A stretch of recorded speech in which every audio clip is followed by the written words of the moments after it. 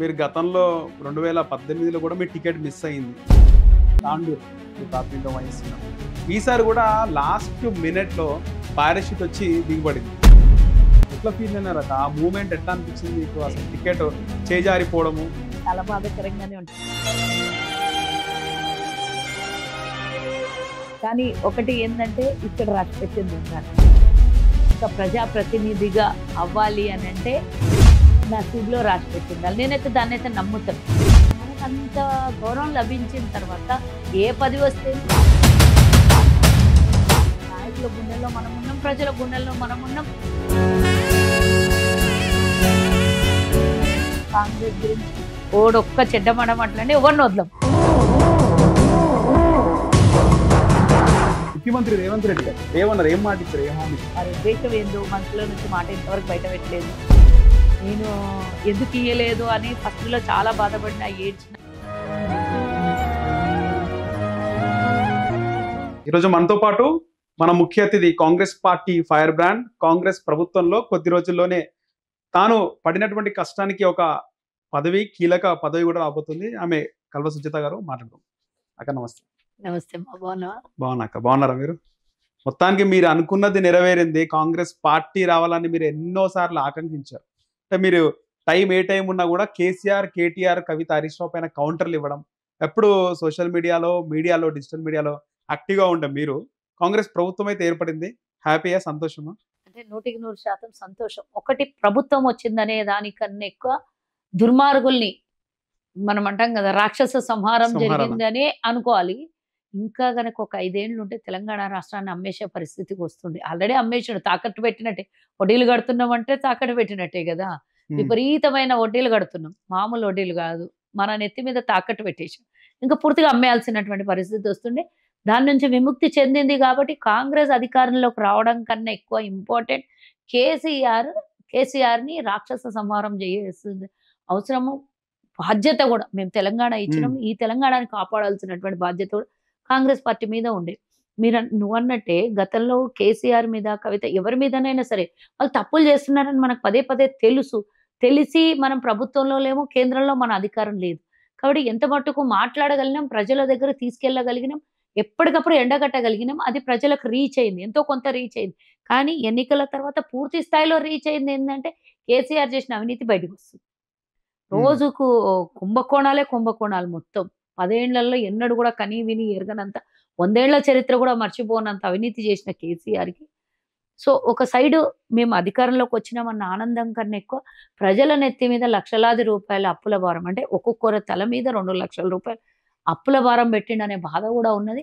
ఒకవేళ ఇది ఇట్లాగే కంటిన్యూ అయ్యింది అంటే ఎవడు కూడా తట్టుకునే పరిస్థితి లేకుండా, దానికి కూడా ఒక రకమైనటువంటి ఆనందమే. ఇప్పటికి ఇక్కడి వరకన్నా ఆనకట్ట వేయగలిగినాము అనే ఆనందం ఉంది. కాంగ్రెస్ పార్టీలో ఎంతో మంది మహిళా నాయకురాలు ఉన్నారు. కాకపోతే కల్వ సుజాతనే ఒక్కతే ఎక్కువగా కొట్లాడుతుండే. అందరిలో టాప్ కల్వ సుజాతనే ఉంటుండే. సో ఎందుకు అట్లా అంటే మీరు తర్వాత కూడా అఫీషియల్ స్పోక్స్ పర్సన్ ఉన్నారు, ఇంకే పదవి కూడా తీసుకోలేదు. ఒకటమ్మా, అంటే పదవుల కన్నా ముఖ్యం పార్టీ అధికారంలోకి రావడం, పార్టీ విధానాలని ప్రజల ముందుకు తీసుకెళ్లడం, పార్టీ లైన్లో పనిచేయడం అనేది నాకు చాలా ఇష్టం. ఒకటి, నాకు ప్రమోషన్ రాలేదు, అఫ్ కోర్స్ అది నిజంగానే రాలేదు. ఒక బాధ. కమిటీ అంటే పార్టీ రాష్ట్ర కమిటీలో ఒకటి, ఫస్ట్ మహిళా అధ్యక్షురాలు మిస్ కావడం. రేవంత్ రెడ్డి గారు పిసిసి అవుతారు అనేది 100% నాకున్న నమ్మకం. రేవంత్ రెడ్డి గారు పిసిసి అధ్యక్షుడు అయినప్పుడు నేను మహిళా అధ్యక్షురాలు అవుతాననేది అంటే కళ, ఒక కోరిక కూడా ఉండే, అవుతాననే నమ్మకం కూడా ఉండే. లాస్ట్ మినిట్లో అది మిస్ అయింది. ఆ తర్వాత నెక్స్ట్ కమిటీలో రేవంత్ రెడ్డి గారు పిసిసి అయిన తర్వాత నెక్స్ట్ కమిటీలో ఒకటి ఏంటంటే నేను అడగలేదు. నెక్స్ట్ ఇంకా మహిళా అధ్యక్షురాలే మిస్ అయిపోయింది. పార్టీ కోసం ఏ పని చేసినా కూడా మనకంటూ ఒక స్పోక్స్ పర్సన్ స్థాయే కాకుండా ప్రజలు మనల్ని గుర్తుపడుతున్నారు. పార్టీ చేసే విధానం, మనం పార్టీ విధానాలు అయితే ముందుకు తీసుకెళ్ళగలుగుతున్నాం అనేది ఒకటి చాలా నమ్మకం ఉండే. రేవంత్ రెడ్డి గారు కూడా అన్నారు, నీకేదో ఒక వేరే పదవి ఇచ్చి కూర్చోబెడితే వాయిస్ ఇవ్వాలి, పార్టీ ఫేస్ మీరు, ప్రజల ముందుకు తీసుకెళ్లాల్సింది పార్టీ లైన్ ని మీరే. కాబట్టి ఎక్కువగా ఏ పదవి తీసుకున్నా కూడా, ఈ పదవి చిన్న పదవి అయినా కూడా ఎక్కువగా మనం ఎస్టాబ్లిష్ అవ్వడానికి రేవంత్ రెడ్డి గారు నాకు పదే ఒక మాట చెప్పారు. అంటే మేము స్పోక్స్ పర్సన్స్గా నెక్స్ట్ టైం ఎన్నుకోబడేటప్పుడు రేవంత్ రెడ్డి గారి హయాంలో నాకొద్దు, నాకు ప్రమోషన్ కావాలి, నా సొంత ప్రమోషన్ కావాలి కదా అని అంటే ఒక్క మాట చెప్పిండ్రు.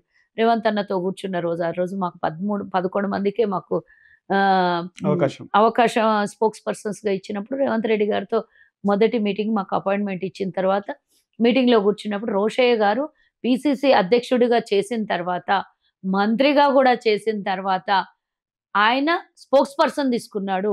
ఓకే. అంటే ఒక పార్టీని స్ట్రీమ్ లైన్‌లో నడిపించేది, పార్టీ మాట్లాడే ఫేస్ మేము. పార్టీ వాయిస్ మేమైనప్పుడు అంత పెద్ద స్థానం అది ఫిజికల్‌గా అది పార్టీలో పెద్ద పదవి కాకపోవచ్చు. కానీ ఫేస్ అయితే మాది ఉన్నది అన్నందుకు ఎంత ఆనందంగా ఉండాలి. ఈ మాట నాకు చెప్పిండ్రు. "నువ్వు మాట్లాడాలి కాబట్టి నీకు ఇక్కడే ఇదే పదవిలో ఉంచుతాము. అందులో సీనియారిటీ వచ్చింది కాబట్టి" అని చెప్పారు. సో, మనకంత గౌరవం లభించిన తర్వాత ఏ పదవి వస్తేమి, ఏ పదవి రాకుంటేమి, నాయకుల గుండెల్లో మనమున్నాం, ప్రజల గుండెల్లో మనమున్నాం. పార్టీ విధానం మనం ప్రజల దగ్గర తీసుకెళ్తున్నాం. అది ఇంపార్టెంట్ కదా! మస్ట్. నాకు కావాల్సింది కూడా అదే. ఎవ్వరు ఏ అర్ధరాత్రి లేపినా కాంగ్రెస్ గురించి ఓడొక్క చెడ్డ మాట మాట్లాడినా ఎవరిని వదలం. అట్ ద సేమ్ టైమ్ ప్రభుత్వం చేసే తప్పుడు పనుల మీద 24 గంటలు మనం దాని మీద ఎక్సర్సైజ్ చేసినాం అనుకుందామా, వాళ్ళని మాట్లాడినాం, ప్రజల పక్షాన మాట్లాడినామా, పార్టీ పక్షాన మాట్లాడినామా అంటే అందులో ఎంతో కొంత పార్టీ లైన్ అయితే తీసుకెళ్ళగలిగాం. మీరు గతంలో 2018లో కూడా మీ టికెట్ మిస్ అయింది. తాండూర్ మీరు ప్రాతినిధ్యం వహిస్తున్నారు. ఈసారి కూడా లాస్ట్ మినిట్‌లో పారాషూట్ వచ్చి దిగబడింది. ఎట్లా ఫీల్ అయినారు అక్క? ఆ మూవ్‌మెంట్ ఎట్లా అనిపించింది మీకు? అసలు టికెట్ చేజారిపోవడము. చాలా బాధాకరంగానే ఉంటది గదా! అంటే 5 ఏళ్ళు కట్టుకున్న గూడు ఒక్కసారి వేరే వచ్చేదేందన్నప్పుడు డెఫినిట్‌గా ఉంటది. కానీ ఒకటి ఏందంటే ఇక్కడ రాసిపెట్టింది ఉండాలి. ఒక ప్రజా ప్రతినిధిగా అవ్వాలి అనంటే నసీబ్ ఉండాలంట. నసీబ్‌లో రాసిపెట్టి ఉండాలి. నేనైతే దాన్నైతే నమ్ముతాను. ఈ స్థాయి వరకు వచ్చినంటే ఇక్కడ రాసిపెట్టింది ఉండే వచ్చిన. గత 15 ఏళ్ల కింద సుజాతని ఎవరు గుర్తుపట్టరు. అంటే నా కుటుంబం, నాకు తెలిసిన వాళ్ళు, నా సర్కిలే గుర్తుపడతారు. 15 ఏళ్ల తర్వాత సుజాత ఇంత పెద్దగా గుర్తుపడుతుందంటే నాకున్న అదృష్టం, పార్టీ ఇచ్చిన అవకాశం. కాబట్టి ఫేట్‌ని నమ్ముతా, నేను చేసే పనిని నమ్ముతా. ఈ 2 నమ్మకం ఉన్నంత సేపు నాకు హాని జరగదనే నమ్మకం నాకుంది. అప్పటి పూర్తికి కష్టం కలిగించి ఉండొచ్చు. ఇంకా భగవంతుడు మంచి అవకాశాలు కల్పిస్తాడేమో. నేనైతే నాకు ఉన్న ఏ కోరిక కోరను నేను జనరల్‌గా. మహిళా అధ్యక్షురాలు మిస్ అయితే నా అదృష్టం ఇంతేనేమో అనుకున్నా.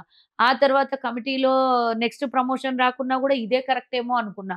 ఆ తర్వాత టికెట్ రెండోసారి మిస్ అయినా, ఫస్ట్ టైమ్ అయితే మంత్రం మీద కొట్లాట వద్దులే అని పార్టీలో నాయకులు, పెద్ద నాయకులు అందరూ చెప్తే సర్లే అని నేనే డ్రాప్ అయిపోయినా. ఈసారి పూర్తిగా పట్టుబట్టింటే నాకు టికెట్ కావాలి అని. ఆ టికెట్ మిస్ అవ్వడం వల్ల నేను అనుకున్న నా అదృష్టం బాలేదు. ఏదైనా రాసిపెట్టి ఉండాలి. 2.5 లక్షల మందికి ప్రాతినిధ్యం వహించాలి అనంటే ఒక్కడే గదా! ఒక్కోళ్ళకే ఆ అదృష్టం రావాలి అంటే ఇక్కడ రాసిపెట్టింది ఉన్నది. నా అదృష్టంలో రాసిపెట్టింది లేదు. అది ఏ ఈక్వేషన్స్‌తోనివ్వలేదు ఏంది అనేది ఇంకా నాకు తెలీదు పూర్తిగా. ముఖ్యమంత్రి రేవంత్ రెడ్డి గారు ఏమన్నారు? ఏం మాట ఇచ్చారు? ఏం హామీ ఇచ్చారు? నేనున్నా అన్నాడంతే. నేనున్నా చూసుకుంటా అన్నాడంతే. అంత చాలు గదా! ఆ ముఖ్యమంత్రి స్థాయిలో వారు నాకు చెప్పారు అనంటే, నువ్వు పని చేసుకో, అంటే మన క్యాండిడేట్‌ని డిక్లేర్ అయిన తర్వాత నువ్వు పని చేసుకో, మేమున్నాం, నేను చూసుకుంటాం అంతా. ఆ తర్వాత ఇక్కడ సభలో కూడా మీకోసం మాట్లాడినట్టు మా చెల్లెమ్మ గాంధీ భవన్‌లోనే. మా చెల్లెమ్మ కల్వ సుజాత ఆమె బాగా కష్టపడింది కానీ ఉంటదని చెప్పి మాట్లాడడం. అంతే కదా! తాండూరులో కూడా బహిరంగంగానే ప్రజల ముందు నేనేంటి అని ఒక ముఖ్యమంత్రి క్యాండిడేట్ చెప్పిండు అంటే డెఫినెట్‌గా అది ఒక భరోసా అనుకోవచ్చు. నేను చేసిన డెడికేషన్ అనుకోవచ్చు. పార్టీకి నేను ఇచ్చిన టైం అనుకోవచ్చు. 3 అన్నీ కలిపి ఒక్క నిమిషంలో మాట్లాడిన మాటలు వాట్ ఈస్ కల్వ సుజాత అని బహిరంగంగా అందరికి తెలిసింది కాబట్టి నేను ఇంకా దానికి ఇంకో గొప్పగా చెప్పుకోదలుచుకోలేదు. అంత పెద్ద మనిషి నా గురించి మాట్లాడిండు. చాలు, అంతే చాలు. ఒకసారి అన్నా నాకు అవకాశం ఇయ్యండి. నేను ఇన్ని రోజులు కష్టపడ్డానని చెప్పాలనిపిస్తది. చెప్పారా మీరు? అనిపిస్తది డెఫినెట్‌గా. నాకు అవకాశం ఇయ్యలేదు అన్న ఆ మాట చెప్పడానికి. 10 నిమిషాలు టైం ఇవ్వండి. లేదు, నేను ఆ మాట చెప్పే అవకాశం ఇవ్వకుండా నేనున్నా చూసుకుంటా అన్నాడు అంతే. ఇక నాకు మాట్లాడేదా, ఎందుకంటే అంటే రేవంత్ అన్న అంటే అంత ఇష్టం. ఇబ్బంది పెట్టే ఇష్టం లేదు. అస్సలు ఏ కోసాని ఇష్టం ఉండదు. ఎన్నో అనుకుంటా, అసలు ముంగల కనబడితే నాకెందుకు టికెట్ ఇయ్యలేదని గట్టిగా అనిపిస్తుంది మీ ఫేస్ లో బాధ గాని అడగాలి అనుకుంటా. మళ్ళీ ఆయన ముంగల వంగ నా ఫేస్ చూస్తే ఏమవుతుందో తెలియదు కానీ మొత్తానికి అడగలేను కాదు కదా. ఆయన ఒక్క మాట నేనున్నా అని ఇట్లా అంటే చాలు అనిపిస్తుంది అప్పుడు అంతే. అంటే పార్టీ ఇష్టం అని అనుకోవాలి, నాయకులు ఇష్టం అని అనుకోవాలి, పార్టీ ఏది చేసినా మన మంచి కోసమే అనుకోవాలి. ఒకటి నేను నమ్మేది ఏంటంటే నాకు ఇంత స్వేచ్ఛనిచ్చి పార్టీ ఈ స్థాయికి తీసుకురాగలిగింది అనేది పార్టీనే తీసుకొచ్చింది నాకు. లేకపోతే కల్వ సుజాత మైక్ పెట్టి మాట్లాడితే నేనేం లేనప్పుడు కల్వ సుజాత మాట్లాడితే ఎవరు విన్నారు కదా. పార్టీ అధికార ప్రతినిధిగా నేను మాట్లాడే వాయిస్ కాబట్టి పార్టీ నాకు ఇచ్చింది కదా. సో నేను దాంట్లో హ్యాపీగా ఉన్నాను. ఏదైనా మంచి అవకాశం ఇస్తారు ఫ్యూచర్లో, ఇది తప్పితే ఇంకో మంచి అవకాశం రావచ్చు అని అనుకుని ఇంకా నన్ను ఏ కష్టపెట్టకుండా నామినేటెడ్ పదవి ఇవ్వాలనుకున్నారేమో. కాబట్టి నాకు అంటే వాళ్ళకి కూడా తెలుసు కదా ఆడపిల్ల కష్టపడలేదు. ఒక మాటలో ఒక సందర్భంలో అన్నారు. ఓ సందర్భం వచ్చినప్పుడు అన్నారు. ఒక చోట ఒక సందర్భంలో అన్నారు, నిన్ను కష్టపెట్టడం ఇష్టం లేక అంటే అన్ని చాలా పెద్ద ఇక మీడియా ముంగల చెప్పలేం కానీ ఏంటంటే రాక్షసుల మధ్యలో ఆడపిల్ల కష్టపడ్డము, ఆర్థికంగా అన్ని తట్టుకునే శక్తి, ఇబ్బందులు అంటే ఆ విధంగా ఆడపిల్లని కష్టపెట్టడము, ఇబ్బంది పెట్టడం ఇష్టం లేక ఇవ్వలేదు అనే మాట ఒక సందర్భంలో సర్వే కూడా నిర్వహిస్తారు అనుకో. ఒక 2-3 సర్వేలు పార్టీ గానీ రేవంత్ రెడ్డి గారు గానీ అధ్యక్షుని హోదాలో సర్వేలు కూడా ఉంటాయి అనుకుంటా. అంటే సర్వేలు అట్లేం లేదు. సర్వేలు కల్వ సుజాతకు అగెనిస్ట్ ఎక్కడా రాలేదు, ఉండవు కూడా. ఎందుకంటే నేను పార్టీ లాయలిస్ట్, నీ లోకల్ మీ గురించే కాకుండా తట్టుకోవాలంటే ప్రత్యర్థిని తట్టుకోవాలంటే ఆర్థికంగా ఉండాలి. ఆర్థికంగా లేం కదా మేము. ఆర్థికంగా లేమని కాదు కానీ ఏ రకంగా ఏ ఈక్వేషన్స్ ఆలోచించారో మనకు తెలియదు కదా. మేమేం ఆర్థికంగా ఏమి మరీ ఆ స్థాయిలో అయితే లేం కదా. పెట్టొద్దని ఏ రకంగా అనుకున్నారో నాకు తెలియదు. వారి ఉద్దేశం ఏందో మనసులో నుంచి మాట ఇంతవరకు బయట పెట్టలేదు. నేను ఎందుకు ఇయ్యలేదు అని ఫస్ట్ లో చాలా బాధపడినా, ఏడ్చిన 1 month ఏడ్చిన. అసలు తినక అసలు నమ్ముతారో నమ్మరు. ఒక్క నెలలో 7 kgs వెయిట్ లాస్ అయినా. ఒక్క నెల 20 రోజులలో 7 kgs వెయిట్ లాస్ అయినా. అంటే మానసికంగా అసలు భోజనమే పోలేదు, కడుపులో తినడానికే పోలేదు. తర్వాత వాళ్ళ దగ్గర నుంచి ఫోన్ వచ్చి నువ్వు పని చేసుకో, నేనున్నా, మేము చూసుకుంటామని అందరు ఇక పేర్లు వద్దు నాయకులు చెప్పడం జరిగింది. సో ఇంకా అందులో పడి నా నాయకుల్ని గెలిపించుకోవాలి, కాంగ్రెస్ అధికారంలోకి రావాలి, రేవంత్ అన్న ముఖ్యమంత్రి కావాలి, నాదేమే అది. కాబట్టి అట్లా ఇక అందులో పడి మర్చిపోయినా 15 రోజులు మళ్ళీ పనిచేసి నా వంతుగా శ్రమ చేసి మా ఎమ్మెల్యే గారు కూడా అంటే ముందు నా హక్కుని అడిగిన తర్వాత అభ్యర్థి వ్యక్తిత్వం కానీ ఇప్పుడు మా ఎమ్మెల్యే గారు మంచితనం కానీ సౌమ్యుడిగా ఉండి పనిచేయాలనుకుంటున్నాడు ప్రజలకి. గతంలో 10 ఏళ్ల నుంచి జరిగిన అభివృద్ధి తాండ్రు చేయాలనుకుంటున్నాడు. అఫ్ కోర్స్ నేను కాకుండా ఇంకొకరు ఎవరు వచ్చినా కూడా నాదేమే అది కదా. నాదేం అది అన్నప్పుడు మంచిగా ఉంటుండు, మాతోనైతే మంచిగా ఉంటుండు. అందరితోని నేను రోజు అందరిని అడుగుతున్నా, మంచిగా ఉంటుండ్రు. ఎమ్మెల్యే గారు మంచిగా మాట్లాడుతుండ్రు, అడిగిన ఒకటికి ఇమీడియట్ గా రియాక్ట్ అవుతున్నాడు. మేము కోరుకున్నది గది. సరే కల్వ సుజాత అయిందా, ఎమ్మెల్యే ఇంకోరు అయినరా, పార్టీ ప్రతినిధులుగా పనిచేసి పార్టీ నియోజకవర్గం అభివృద్ధి చేస్తే చాలనేది ఇక ఆ రకంగా సాటిస్ఫాక్షన్ అంతే. బుయ్యని మనోహర్ రెడ్డి వచ్చిండు, ఎమ్మెల్యే అయిండు, ఓకే. కానీ మీకు ఎప్పటి నుంచో ప్రత్యర్థులుగా ఉన్నటువంటి మాజీ మంత్రి మహేందర్ రెడ్డి గాని, ఆయన సత్యమణి జిల్లా పరిషత్ చైర్మన్ గా 3వ సారి ఉంది. 2 సార్లు ఉమ్మడి రంగారెడ్డి జిల్లా, ఇప్పుడు వికారాబాద్. ఆమె జడ్పీ చైర్మన్ హోదాలో ఆమె పార్టీలోకి రావడం ఎట్లా చూస్తున్నారు, ఏమనిపించింది? పార్టీ అంగీకరించినప్పుడు నేను ఓషన్ లో డ్రాప్ లాంటిదాన్ని. కొన్ని ఈక్వేషన్లు ఇందాకనే చెప్పిన కదా, నా టికెట్ విషయంలో ఈక్వేషన్స్ అని చెప్పిన. ఇప్పుడు కూడా మళ్ళీ పార్టీ ఈక్వేషన్స్ ఉంటాయి. రాహుల్ గాంధీని ప్రధానమంత్రిగా చూడడం మాదొక ధ్యేయం. కాబట్టి పార్టీ అన్ని ఆలోచించి ఎంపిక చేసుకుంటారు, పార్టీలోకి ఆహ్వానిస్తారు. కాబట్టి నేను ఒక్కదాన్ని వ్యతిరేకించి నేను ఒక్కదాన్ని వద్దు అన్నంత మాత్రం జరిగేది కాదు కదా అది. కాబట్టి పార్టీ కోసం సాక్రిఫైస్ రెడీగా ఉంటాను నేను చేయడానికి, పని చేయడానికి. అందులో మనసులో మళ్ళీ ఒకటి పెట్టుకొని పైకి ఒకటి యాక్టింగ్ నాకు రాదు. ఏదన్నా పైకే చేస్తా, పార్టీకే పనిచేస్తా. వాళ్ళని చూసి పని చేయని, పార్టీ కోసం పనిచేస్తా. ఎవరన్నా ఉండని అక్కడ నాకు పార్టీ ఫలానా వ్యక్తి. ఇప్పుడు మనోహర్ రెడ్డి నాకు తెలియదు ఎవరో, ఎల్లు పని చేయ అన్నారు, వెళ్ళినా పని చేసిన నా వంతు వరకు నేను కష్టపడినా, ఎలాంటి స్వార్థం లేకుండా, ఎలాంటి లోపల ఇంకో ఇంటెన్షన్ లేకుండా పనిచేసిన. ఇప్పుడు కూడా అంతే సేమ్. ఎంపీగా వాళ్ళకి టికెట్ వచ్చినా, ఇంకొకరికి ఎవరికి వచ్చినా కూడా నాకు పార్టీ గెలవడం ఇంపార్టెంట్. పార్టీ ఈజ్ మెయిన్ నాకు ఎజెండా, వేరే ఏది లేదు నాకు. ఓకే. సో గతంలో పార్టీకి చాలా కష్టపడ్డ వాళ్ళు బల్మూరి వెంకట్కి ఎమ్మెల్సీ రావడం, ఆ తర్వాత అనిల్ కుమార్ యాదవ్ తరచూ ఉంటారు రేవంత్ రెడ్డి అమ్మడ, ఆయనకు కూడా మెంబర్ ఆఫ్ పార్లమెంట్ రాజ్యసభ ఇవ్వడం జరిగింది. ఆ తర్వాత లిస్ట్ లో మీరే ఉన్నారు, మీరు ఒకళ్ళు, ఆ తర్వాత అద్దంకి దయాకర్ గారు, యాక్టివ్ పర్సన్స్ రావాలి. రేవంత్ అన్న కూడా ముందే చెప్పిండు కదా, పార్టీ కోసం పనిచేసిన వాళ్ళు, సాక్రిఫైస్ చేసిన వాళ్ళు, కొన్ని ఈక్వేషన్స్లలో టికెట్లు రానోళ్ళు, వాళ్ళకి మాత్రం డెఫినెట్ గా సర్దుబాటు చేస్తాము, వాళ్ళకు తగినటువంటి హోదా కల్పిస్తామని ఎప్పటి నుంచో చెప్తున్నారు. ఇప్పుడే కాదు, మాకు అంటే ఎన్నికలకు సంవత్సరం ముందు నుంచి చెప్తుర్రు. టికెట్లు రాని వాళ్ళు బాధపడొద్దు. పార్టీలో చాలా పదవులుంటాయి. మీరు గుంజి గుంజి కొడితే మెయిన్ లీడర్లు 1000 మంది కన్నా ఎక్కువున్నారు. ఆ 1000 మందిలో రాష్ట్ర స్థాయి నుంచి, జిల్లా స్థాయి నుంచి, నియోజకవర్గం స్థాయి వరకు వారి వారి స్థాయిని బట్టి డెఫినిట్‌గా పదవులుంటాయి. ప్రభుత్వం వచ్చిన తర్వాత ముందుగా పార్టీ వాళ్ళకే, పార్టీకి కష్టపడ్డ వాళ్ళకే పదవులిస్తాం. టికెట్ మిస్ అయినా గూడా డోంట్ వరీ అన్నారు. కాబట్టి ఆ నమ్మకం మాకుండి, మాకు కూడా ఆ స్థానం గలుగుతదనే నమ్మకం ముందు నుంచి ఉంది గాబట్టి, ఇస్తారనే నమ్మకం గూడా ఉన్నది. ఒకటి ఏందంటే, బయట గూడా టాక్ రేవంత్ రెడ్డి గారు గూడా క్లియర్‌గా జెప్పిర్రు. పార్టీ కోసం ఇప్పుడు గూడా చాలా మంది చేరికలొస్తున్నాయి. చాలా మంది అవును. దడలు బుట్టుకొనొస్తుంది. సో, రేవంత్ అన్న క్లియర్ కట్‌గా జెప్పిండంట. అసలు ఈ టెన్యూర్‌లో ఇచ్చేది ఎవరికీ లేదు. పార్టీ కోసం 100% పనిచేసిన, జెండా మోసిన, సాక్రిఫైస్ చేసుకున్న వాళ్ళకే ఈ పదవులన్నీ వచ్చే పదవులు నామినేటెడ్ అన్నీ వాళ్ళకే ఇస్తాము. ఓకే. వేరే వాళ్ళకి ఇయ్యము అన్నందుకు మాకు కూడా చాలా హ్యాపీగా ఉంటది గదా! పార్టీకి అవసరం ఉన్న వ్యక్తుల్ని చేర్పించుకోవడం తప్పులేదు. కానీ కొత్త వాళ్ళు రాంగానే పాత వాళ్ళని తొక్కేసి, కొత్త వాళ్ళకి పదవులిస్తే మాత్రం డెఫినిట్‌గా అది తప్పు కిందనే వస్తది. కేసీఆర్ చేసిన తప్పు మనం జేయొద్దు గాబట్టి, రేవంత్ రెడ్డి గారు అన్న మాట మీదనే నిలబడి నువ్వు ఇందాకన్నట్టు ఈ చిన్న చిన్న చిన్నవాళ్ళు పెద్దల సభలకు పోయిర్రు. హ్మ్. అది ఎంత అదృష్టం ఉంటే అట్లా ఎళ్ళే అదృష్టం. ఎంతోమంది అనుభవజ్ఞులు వయసులో చివరికి ఇగ అన్నీ అయిపోయిన తర్వాత లాస్ట్‌కి ఎమ్మెల్సీలు, ఎంపీలుగా రాజ్యసభ రాజ్యసభ. ఎంపీలుగా ఎళ్తారు. ఇంకా ఎన్నికల్లో నేను పోటీ చేయలేని స్థితిలో ఇంకా లాస్ట్ చివరిక అక్కడికి ఇంక కూర్చుంటే చాలు అన్నట్టు స్థితిలో ఉన్నవాళ్ళు ఎళ్తారు. అట్లాంటిది చిన్నవాళ్ళకే చట్టసభల్లో మాట్లాడే అవకాశం కల్పించిండ్రు అంటే ఇట్స్ పార్టీకి డెడికేటెడ్‌గా వర్క్ చేసిన వాళ్ళకి అవకాశాలుంటాయి అనడానికి అంతకన్నా పెద్ద నిదర్శనం ఏం లేదు గదా! లేదు. ఈరోజు బర్మూరు వెంకట్‌ని తీసుకున్న ఎన్ఎస్‌యూ విద్యార్థి నాయకుడిగా 10 ఏండ్ల నుంచి పార్టీ కోసం అనునిత్యం పనిచేస్తున్నాడు. ఎన్నో కేసులు ఆయన వయసు 28 సంవత్సరాలైతే కేసులు 56 కన్నా ఎక్కువున్నాయంట. అంటే ఆ కేసులు గానియ్యండి, యువతకు ఆహ్, ఉత్తేజ ఉత్తేజపరుస్తూ, యువతకి మోటివేట్ చేస్తూ, విద్యార్థులకి చాలా అండగా నిలబడి ధర్నాలైనా సరే ఏ ఏ చిన్న ఇష్యూ మీదనన్నా ఫైట్ చేసినోడు కాబట్టి పూర్తి అవును. స్థాయిలో న్యాయం జరిగింది.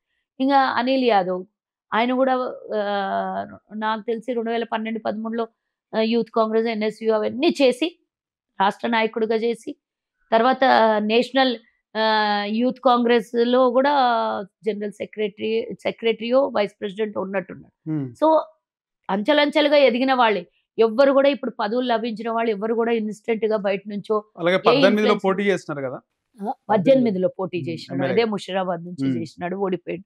సో, ఇట్లా సామాజిక న్యాయం చూసుకున్నా గూడా బీసీ వర్గం. అవును. ఇప్పుడు ఇండియాలో మొత్తంలో ఉన్న పార్లమెంట్‌లలో అసలు యాదవ్ వర్గానికి సంబంధించినటువంటి ఒకే ఒక్కడు మన అనిల్ కుమార్ అనిల్ యాదవ్. కుమార్ యాదవ్. హ్మ్. కాబట్టి ఆ సామాజిక న్యాయం గూడా జరిగింది కుల గాబట్టి సమీకరణ గూడా వస్తదక్కడ. కుల సమీకరణ అన్నీ చేస్తున్నారు. చాలా మంది నిపుణులు గూడా చెప్తున్నారు. అసలు ఒక్క ఏరియా నుంచి గాకుండా, ఒక్క సామాజిక వర్గం గాకుండా, అన్ని సామాజిక వర్గాలకు న్యాయం జేస్తున్నారనే మాట రేవంత్ రెడ్డి గారి హయాంలో జరుగుతుంది అని పెద్ద పెద్ద వాళ్ళు మాట్లాడుతున్నారు.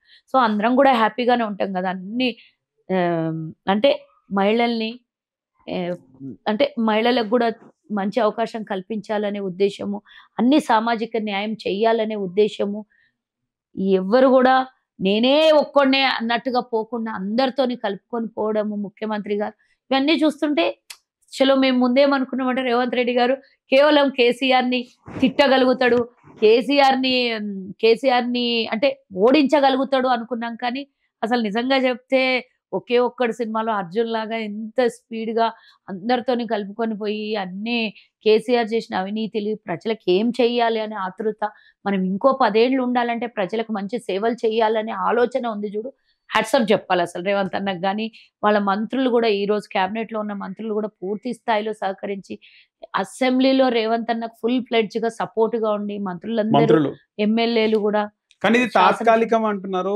ఏంటది? లోక్‌సభ ఎన్నికల వరకే కాంగ్రెస్ పార్టీ అందరూ ఐక్యంగా ఉంటారు. ఆ తర్వాత ఉత్తమ్ కుమార్ రెడ్డి, వెంకటరెడ్డి, కోమటిరెడ్డి వెంకటరెడ్డి, బట్టి విక్రమార్క ఆ! వీళ్ళందరూ రేవంత్ రెడ్డికి అగెయిన్స్ట్ అయితారు.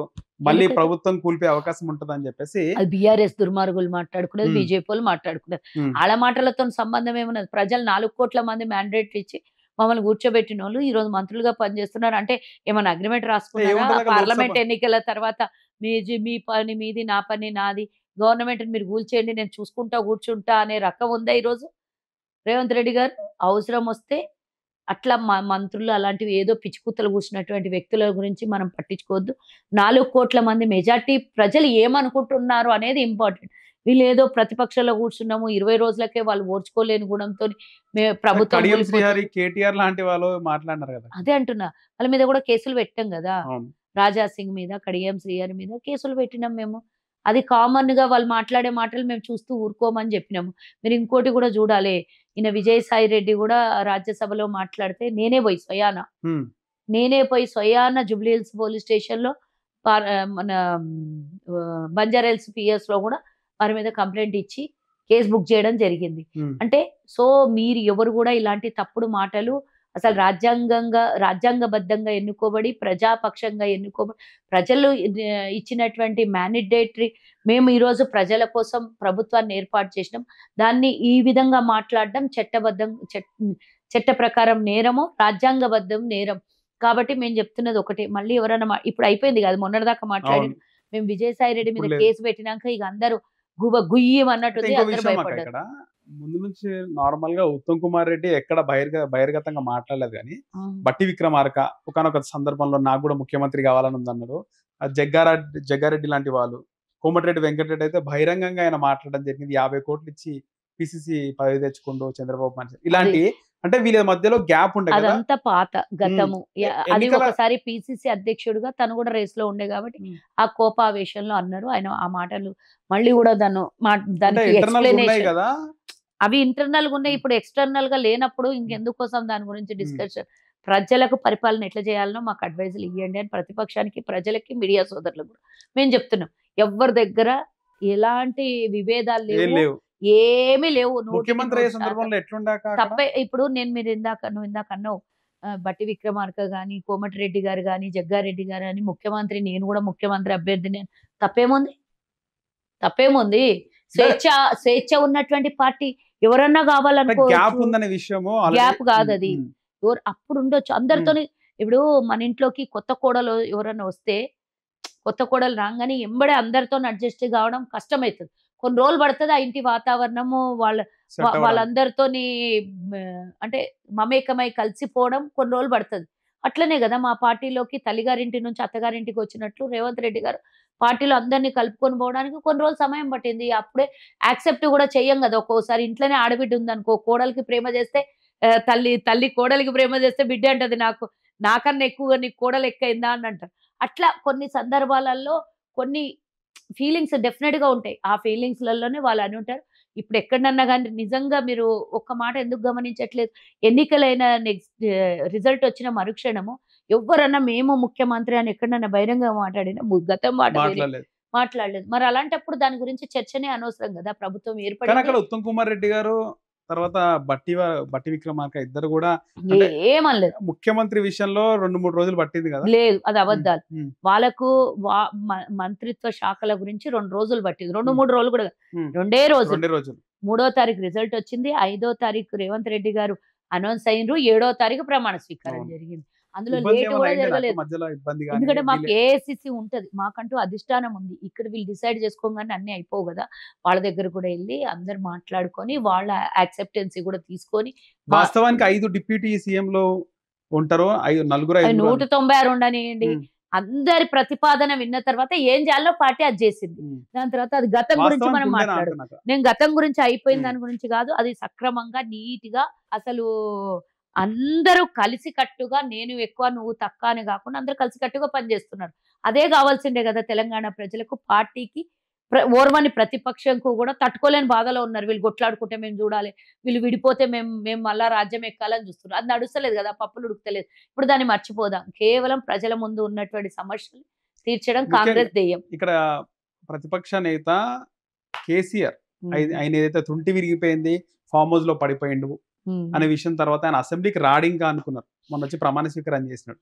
ఏముంటది అక్క, ఏం జరిగింది అంటారు అసలు? అసెంబ్లీకి వచ్చిందని ఎందుకంటే ఆయన పదవిని కాపాడుకోవడానికి వచ్చి సంతకం పెట్టి ప్రమాణ స్వీకారం అసెంబ్లీకి అయితే రావట్లేదు.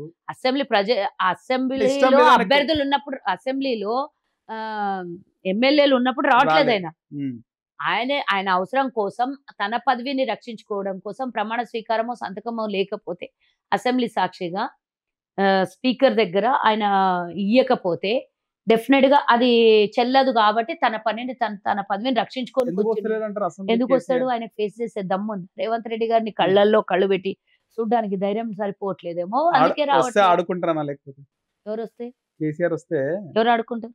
కాంగ్రెస్ ఆడుకోవడానికి గానే కావాలి. మేము బయట కూడా మేము తిట్టొచ్చు. ఏమున్నది ఉమ్, ఆడనే తిట్టాలని ఉన్నది. ఉమ్, ఆల్రెడీ ఆయనకు దమ్ము లేదు. చేసిన తప్పుల గురించి మేము అడిగే ప్రశ్నలకు ఆయన దగ్గర జవాబులు లేవు. కాబట్టి ఫేస్ చెయ్యలేడు. నేనే మోనార్కు, నేనే ఎవ్రీథింగ్ అనుకున్న కేసీఆర్ ప్రతిపక్ష నేతగా, ప్రతిపక్ష నాయకుడిగా అసెంబ్లీలో కూర్చోవడానికి ఆయన ఇష్టపడతాడా? ఆయన మామూలుగానే ప్రగతి భవన్ విడిచిపెట్టేసి బయటికి రానోడు. కట్టుకున్న 1400 కోట్లు ఖర్చు పెట్టి కట్టుకున్నటువంటి సెక్రటేరియట్‌లోకే 4, 5 సార్ల కన్నా ఎక్కువ పోనోడు. ఈరోజు అసెంబ్లీలోకి వస్తాడని ఎట్లా నమ్ముతాం చెప్పు మనం?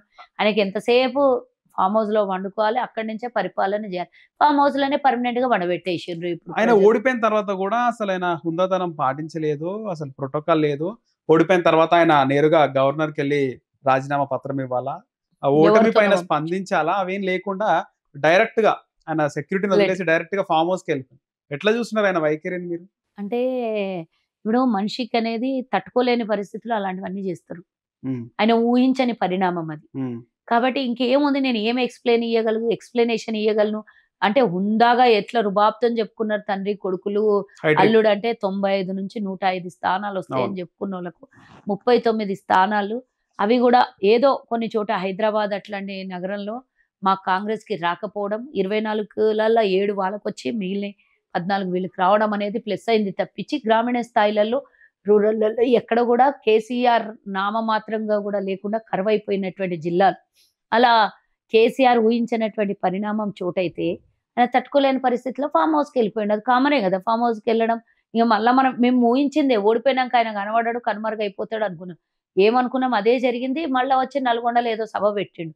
అంటే డిబేట్ చేసే దమ్ము లేక ప్రజలు ఏకనిరంజన్‌లాగా నువ్వు మైక్ పట్టుకొని మాట్లాడితే ఎదురుగుండా ఉన్న సభలో వినేవాళ్ళు ప్రేక్షకులు నీకెవరు క్వెషన్ ఎయ్యరు కాబట్టి అక్కడొచ్చి మాట్లాడినావు. అది కూడా ఎఫెక్ట్ లేదని చెప్పేసి చాలా మంది రాజకీయ విశ్లేషకులు అది అంటారన్నమాట. సెకండరీ. ఉమ్, అక్కడ అది ఎఫెక్ట్ ఉండదని మనకు తెలుసు. పోయి నల్గొండాల నువ్వు పక్కాళ్ళ నుంచి 4 జిల్లాల నుంచి అందరిని తీసుకొనొచ్చి జన సమీకరణ చేసి అక్కడ కూర్చోబెడితే ఏం ఎఫెక్ట్ ఉంటది చెప్పు? అప్పుడే ఓడిపోయిన బాధలో ఉన్నటువంటి మీ కార్యవర్గము, మీ టీఆర్ఎస్ అభిమానులంతా జీర్ణించుకోలేని పరిస్థితిలో మీలాంటోళ్ళు అంటే కేసీఆర్ అప్పటికే ఒక 15, 20 రోజులు, నెల రోజుల నుంచి అసెంబ్లీలో పూర్తి స్థాయిలో ఎండగడుతున్న మేము జూసి, అక్కడ వాళ్ళ వర్గంలో ఉన్నటువంటి వాళ్ళు కూడా పనిచేయని నిస్సాయి స్థితిలోకెళ్ళిపోయిండ్రు. ఆ తర్వాత ఇంకోటేందంటే, అసెంబ్లీలో మాట్లాడితే నిజాలు, వాస్తవాలని అంగీకరించాల్సొస్తది. ఇప్పుడు డెఫినిట్‌గా ఒక జీవో పాస్ జేయాలి కాళేశ్వరం మీద. ఆ జీవో పాస్ జేయాలంటే కేసీఆర్ కాన్షియస్ ఒప్పుకోదు గదా! ఒప్పుకోదు. కాబట్టి రాలేడు. మళ్ళా ఆడ కూర్చొని ఉల్టా పుల్టా మాటలు మాట్లాడిండు. నువ్వు అదేదో జవాబు ఈడ చెప్పేటోడివి అసెంబ్లీలో చెప్పాలి గదా! అసెంబ్లీలో రానీకి ఎందుకు ధైర్యం లేదు? 7.2 కిలోమీటర్లు ఉన్న అసెంబ్లీకి రాలేవు. ఇంటికాడ నుంచి 9.2 కిలోమీటర్ల దూరంలో ఉన్న ఫామ్ హౌస్. ఫార్మ్ హౌస్ గాదు. నల్గొండకు పోయి సభ ఓకే. పెట్టినవు. కేవలం సభలకే అంకితమైన. అప్పుడైనా, ఇప్పుడైనా ఇప్పుడు ముందు గూడా రాడంటారా అక్క? ఫైనల్ గా రాడా కేసీఆర్ ముందొచ్చిన అధికారంలో ఉన్నప్పుడు. ముందొచ్చిన అధికారంలో ఉన్నప్పుడు. అసెంబ్లీకి? అధికారంలో ఉన్నప్పుడే ఆయన కనుమరుగు. ఇప్పుడు ప్రతిపక్షాల్లో ఉంటే ఏ మొహం చూపించగలుగుతాడు? అప్పుడప్పుడు మీటింగ్‌లు పెట్టి తిట్టడానికి వస్తాడు అంతే. అంతే. ఇప్పుడు ఎలక్షన్స్ గదా! తిరుగుతాడు. ఎంపీకి పోతారని చెప్పి ప్రచారం జరిగింది మెదక్ నుంచి. ఏడికి పోతే ఏమున్నది చెప్పు ఇప్పుడు ఆయనని? పోతారు, ఎంపీకి పోతారా? పోడంటారా? గూట్లే రాయి తీయనోడు ఏట్ల పోయి తీస్తాడా చెప్పు? ఇది రాష్ట్రంలో తీయనోడు కేంద్రంలో తీయగలుగుతాడా? సారు కారు సర్కారు 16 అన్రి. ఏమైంది చెప్పు? మొత్తం దేశ్‌కి నేత అన్రి. మేము అవసరమైతే మేము ప్రధాని అయితామన్రి. కేంద్రంలో, రాష్ట్రంలో చక్రం తిప్పినట్టు కేంద్రంలో తిప్పుతామని. చక్రం బాయ్ బొంగరం కూడా లేకపాయె మీది. ఇక అవన్నీ నేను మాట్లాడదలుచుకోలేదు వాళ్ళ గురించి. ఒకటే ఈరోజు వాళ్ళు చేసిన తప్పులకి వాళ్ళు తోకున్న గొయ్యిలో వాళ్ళే పడ్డారు. అహంకారం ఒక ఎత్తైతే అవినీతి ఇంకో ఎత్తు. కాబట్టి ఈ 2 కలగలిపి కేసీఆర్ అనే ఒక సామ్రాజ్యాన్ని అంటే నియంత పాలన, ఒక గడిల పాలన, ఒక వెలమ దొరల పాలనని కుప్పగూల్చేసుకున్నారు. వాళ్ళకి వాళ్ళే అనుకోవాలి. ఆంధ్రప్రదేశ్‌లో ఆయన పోటీ చేసే అవకాశం ఉంటదంటారా బీఆర్ఎస్ వీళ్ళు? అధికారంలో ఉన్నప్పుడే పక్క రాష్ట్రాలలో ఎలక్షన్‌లు జరుగుతాయి. ఆ కర్ణాటకలో జరిగితే ఆయన పోటీ చేయలేదు. ఆంధ్రప్రదేశ్‌లో ఎందుకు పోటీ చేస్తాడు? ఆయన మిత్రుడు జగన్మోహన్ రెడ్డి. హ్మ్. ఆయనకి ఇక్కడి నుంచి ఫండింగో చేస్తాడు. లేకపోతే ఆయన ఈయనకో ఫండింగ్ చేస్తాడు. అట్లా ఇద్దరి మధ్యలో స్నేహ భావము, వయసులో తేడా ఉన్న తండ్రి కొడుకుల భావము, అన్నదమ్ముళ్ళ భావము ఉండొచ్చు గానీ, ఆయన పోయి ఈయన పోయి ఆయనకు వ్యతిరేకంగా ఇప్పుడు పోటీ చేయాలంటే ప్రభుత్వం మీదనే వ్యతిరేకంగా పోటీ కదా. మరి ఆయన ప్రభుత్వంతో మంచి సంబంధాలు ఉన్నటువంటి వ్యక్తి జగన్మోహన్ రెడ్డి మీద మళ్ళా పోయి ఏం పోటీ చేస్తాడు అనుకుందాం. చేస్తే గిస్తే ఆయన పొత్తులో ఏమన్నా 2 సీట్లు గిట్ట ఇస్తా అంటే చేస్తారో ఏమో, మరి నాకైతే తెలియదు. కొత్తగా నువ్వు చెప్తుంటే పొత్తులో నేను అంటున్నా, నువ్వు చెప్తున్నా నాకేం తెలియదు. జాతీయ రాజకీయాలు అయితే పోయే అవకాశం లేదు ఇక కేసీఆర్. ఏమో అడగండి మరి ఆయన దగ్గరికి వెళ్ళి. మీరేమనుకుంటున్నారు? నాకేం తెలుసా ఇదేమి. ఇప్పుడు రాష్ట్రంలో కథమైపోయారు. దేశం మొత్తంలో జాతీయ రాజకీయం చేయాలి. కొడుకుండు కదా ఇక్కడ. ఎక్కడన్నా ఏమన్నా స్థానాలు ఉండాలి కదా, ఒక పార్లమెంట్ ఇవి ఉండాలి కదా, ఇంకేడన్నా పోటీ చేయించి ఉండాలి కదా. ఈడ చేయలేదు అన్నట్టునే ఆల్రెడీ కొలాప్స్ అయిపోయినట్టు. ఈడ కూడా అరా కొర్రా వస్తే ఇప్పుడు జాతీయ స్థాయిలో చూసే వాళ్ళం కాబట్టి ఆ బాధ అయితే ఉంటది కదా. అది ఆ కోశాన ఒక దిక్కు పెయిన్ అవుతుంది. అసలు ఎందుకు ఓడిపోయినాం, ఛత్తీస్గఢ్లో ఎంత మంచిగా అసలు రైతులకు అంత మంచి పరిపాలన అందించినాం, ఎవ్వరు కూడా గతంలో చేయనంటే అభివృద్ధి చేసినాం కదా అనే ఫీలింగ్ తోని ఇంకా ఎక్కువ మెజార్టీతో గెలవాల్సింది ఓడిపోయినాం. అక్కడ రాజస్థాన్ లో కూడా అట్లీస్ట్ ఎడ్జ్లో గెలుస్తాం అనుకున్నాం. మధ్యప్రదేశ్లో మనం చూసిన ఎగ్జిట్ పోల్స్లలో ఓడిపోతామని వచ్చింది. కానీ ఈ విధమైనటువంటి మ్యాండేట్ ఇస్తారని ప్రజలు అనుకోలేదు. అక్కడ ఏదో జరిగింది అనే బాధలో అసలు ఈ సంతోషం ఒక పక్క అయితే ఆ బాధ ఇంకో పక్క అయింది. ఎనీహౌ ఏంటంటే ఒక్కటే అన్నిటికన్నా ముఖ్యం కేసీఆర్ ని కొట్టడం. కేసీఆర్ ని కొట్టడం, మేమున్న రాష్ట్రంలో అధికారంకి రావడం అనేది చాలా హ్యాపీనెస్ కదా. అసలు కొంతసేపు గెలిచినమా అని అంటే ఒక నిమిషం మెజారిటీ వచ్చేటప్పుడే సీట్ల సంఖ్య పెరిగేటప్పుడే ఆనందం అయ్యింది.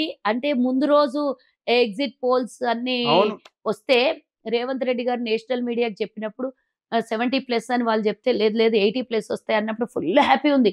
అసలు ఒక ముఖ్యమంత్రి ఆగాల్సిన అవసరం లేదు, ఇప్పుడే సెలబ్రేషన్ చేసుకోండి అన్నారు కదా మాకు అందరికి. ఒక ఎత్తు అయిన తర్వాత రాత్రికి కేటీఆర్ ఒక ట్వీట్ చేసిండు, గన్ పెట్టి ఒక ట్వీట్ చేసిండు, హ్యాట్రిక్ గన్ పెట్టి ఒక ట్వీట్ చేసేసరికి రాత్రంతా నిద్ర రాలేదు.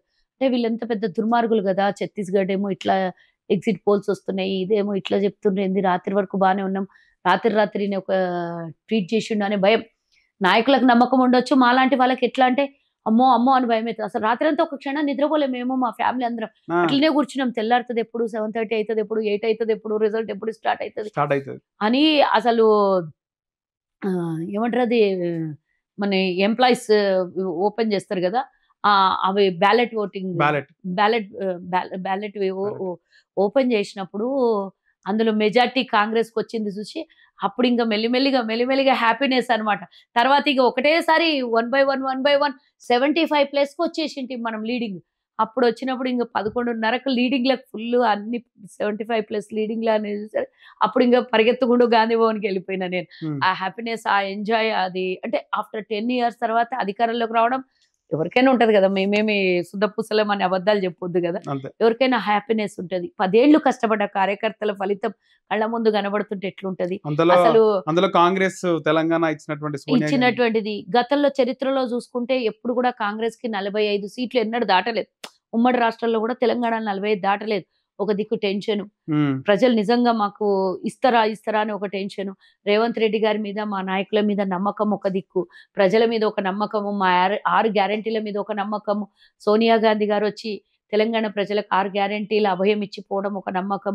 ఇవన్నీ ఒక్క ఎత్తు అయితే, నమ్మకం ఒక్క ఎత్తు అయితే, ఈవీఎంలు ఏం చేస్తారో అనేది ఒక భయంతోని అసలు మాకు ప్లస్ భగవంతుడు ఇచ్చింది ఏంది తెలుసా, 3 రోజులు గ్యాప్ రావడం వల్ల అల్లకల్లోలం జరగలేదేమో అనిపిస్తుంది నాకు. ఎందుకంటే రాజస్థాన్, ఛత్తీస్గఢ్ ఇవన్నీ చూస్తే 25 రోజులకు ఎక్కువగా ఈవీఎంలు లోపల పెట్టారు. ఏం జరిగిందో తెలియదు. మనం లైవ్ లో చూసినాం, ఎంతో మంది ఈవీఎంలు ఎత్తుకపోతుంటే స్లిప్పులు పోవడము, ఎత్తుకపోవడము, దొంగ ఈవీఎంలను పెట్టడం, ఇవన్నీ మనం చూసినాం కదా. ఆ భయం ఎక్కువైపోయింది. ఒక్కటి తెలంగాణకు భగవంతుడు ఇచ్చిన అవకాశం ఏంటంటే 3 రోజులు గ్యాప్ రావడం వల్ల ఆ సమయంలో మనోళ్ళు కాపలా కాసి ఈవీఎంల కాడ మన దీని కాడ స్ట్రాంగ్ రూమ్ల కాడ భద్రంగా వాళ్ళ కంటికి ఎట్లా అంటే 24 hours కాపలా గాయడం ఎట్లయిపోయింది. దొంగల్ని పట్టుకోవడానికి పోలీసోడు కాపలా, అందరమ్మా నిజంగా చెప్తున్నా కదా. అసలు నేను కూడా నా తాండూరులో బూత్ నేను తిరిగిన బూత్లలో ఈవీఎం బాక్సులు సీల్ చేయకపోతే టెన్షన్ అవుతుంది. మనం దొంగలు కదా వీళ్ళందరూ, ఈ దొంగలు ఏమైనా చేయగలరు, పబ్లిక్ ఇచ్చిన మ్యాండేట్ ని తిరిపేయగలరు అని అసలు అవి పోలీసు వాళ్ళు మా మీద యుద్ధమే చేసారు. అసలు వాళ్ళు రిగ్గింగ్ చేయడానికి ఎన్ని రకాలుగా ప్రయత్నం చేస్తే ఒక ఆడదాన్ని మొగోని కన్నా ఎక్కువ ప్రతి బూత్ లో ఫైట్ చేసినాం. ఈ బూత్ లో ఉంటే ఆ బూత్ లో అల్లర్లు, ఆ బూత్ లో ఇంకో బూత్ లో అల్లర్లు, వాళ్ళు ఓడిపోతున్నామని తెలిసి భయానికి రిగ్గింగ్ చేయడానికి ప్రతి బూత్ లో 100 ఓట్లు వేసినా ఖతమైపోతాం కదా. అట్లా భయం భయం టెన్షన్ తో ఇవన్నీ ఎన్నికలకు ముందు జరిగినాయి. ఎన్నికల తర్వాత ఇవన్నీ మర్చిపోయినాం కోర్స్. ఆనందంలో మర్చిపోయినాం. కానీ మామూలుగా ఇబ్బంది పెట్టలేదమ్మా. ప్రతి చోట ఇబ్బంది పెట్టిన అన్నిటికన్నా స్ట్రాంగ్ రూమ్ లో కాడ కాచుకొని కూర్చున్న మా కార్యకర్తలు, మా నాయకులు ఎవరైతే కూర్చున్నారో వాళ్ళకు శతకోటి దండాలు. ఈరోజు ప్రజలు ఇచ్చిన తీర్పుని ఈరోజు గౌరవింపబడి మేము అధికారంలోకి రావడము, ప్రజల ఆకాంక్ష నెరవేర్చాలని ముందుకు మేము వెళ్ళడము, 6 గ్యారెంటీలని అమలు పరచడము, ఇవన్నీ అసలు నిజంగా చెప్పాలంటే సమయం బాగుంది. కేసీఆర్‌కి దరిద్రం స్టార్ట్ అయ్యి, తెలంగాణ ప్రజలకు మంచి సమయం వచ్చి, at the same time Telangana ఇచ్చిన కాంగ్రెస్ గూడా మంచి దశ రావడం వల్ల ఇవన్నీ ఇమ్మీడియేట్‌గా ఊహించని పరిణామాలు మంచిగా జరిగినాయి. కేసీఆర్‌కి శని ఎంబడబడ్డది కాబట్టి, శని అని గాదు, కూడబెట్టుకున్న డబ్బుని దాచిపెట్టుకోవడానికి ఇప్పుడు ఆయన చదువుకునే పాటలో ఉంటాడు. చూద్దాం ఏమైతదో. ఆ మెజారిటీ రాగానే తెలుగుదేశం జెండాలు కూడా ఎగిరినాయి కదా కాంగ్రెస్ పార్టీ. ఒక అభిమానం డెఫినెట్ గా ఉంటది కదా. ఆ అభిమానంతో నేను అడిగిన ఉమ్మడి శత్రువా లేకపోతే ఉమ్మడి శత్రువు శత్రువుకి శత్రు మిత్రుడు అన్నట్టు అట్లేం లేదు. కేసీఆర్ శత్రువు రేవంత్ రెడ్డి గారి TDP కి. దగ్గర రేవంత్ రెడ్డి గారిని ఆంధ్రప్రదేశ్ లో కూడా కొన్ని వేల మంది అభిమానులు ఉంటారు. వాళ్ళకి నేను అడిగిన, మీరెందుకు రా బాబు మా దగ్గరకు వస్తారు గాంధీ భవన్లకి, టీడీపీ జెండాలు పట్టుకొని వచ్చినది, మా గాంధీ భవన్ లో కాంగ్రెస్ జెండాలు ఉంటాయి, అభిమానంతో వచ్చిన మేడం అట్లా రావద్దా అని అడిగారు. సో ఆ హ్యాపీనెస్ వాళ్ళు కూడా సపోర్ట్ చేసినట్టు కాంగ్రెస్ పార్టీ. ఎక్కడ నాకు అది తెలియదు కానీ, అంటే డైరెక్టర్ ఇండైరెక్ట్ కేసీఆర్ ఉంది కేసీఆర్ చేసి చంద్రబాబు నాయుడు జైలుకు పోయినప్పుడు కొంత అంటే మేము కూడా అట్లా అనుకున్నాం. కానీ అట్లా అనుకుంటే హైదరాబాద్ లో 4-5 స్థానాలలో ఇక్కడ సెటిలర్స్ ఉన్న జాగాలో గెలవాలి. మేము గెలవలేదు అంటే డెఫినెట్ గా వాళ్ళు ఓట్లు వేయలేదు. మేము ఊహించింది వాళ్ళు భయపడి ఉండొచ్చు కదా.